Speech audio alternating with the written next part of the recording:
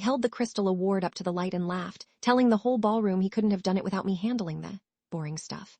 The polite applause felt like static. I just smiled and took a slow sip of my water. For 6 years, Zach and I were partners.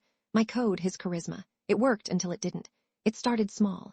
He'd forget to CC me on emails with our biggest client, then present my work as his own. Once expensed a $4,000 client dinner that was actually a ski trip with his fiancée. I stayed because I believed in the company, and I worried my quiet diligence wasn't enough without his loud confidence. The breaking point came 2 weeks ago, at 2 a.m. I was running a diagnostic and found a ghost server routing our payments, to an offshore account.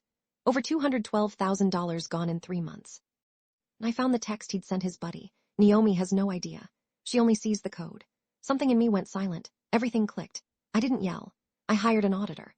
I spent 72 hours compiling every piece of evidence, 37 screenshots of the diverted payment notifications, IP logs showing he accessed the fraudulent account from his work laptop, and the incorporation papers for the shell company he'd registered under his dog's name.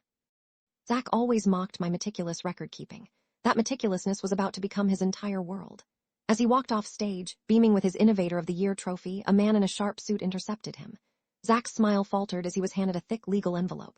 He looked over at me, his eyes wide with confusion. I raised my glass. "Congratulations, Zach," I said, my voice perfectly even. "You earned this." His face went white as he read the first page of the lawsuit. The man who served him was our largest investor's personal attorney, and half the room knew it. The board ousted him the next morning. His assets are frozen, and the industry press is calling it one of the fastest falls from grace they've ever seen. The Crystal Award now sits on my desk, the one in the CEO's office. It turned out the boring stuff was the only thing that mattered.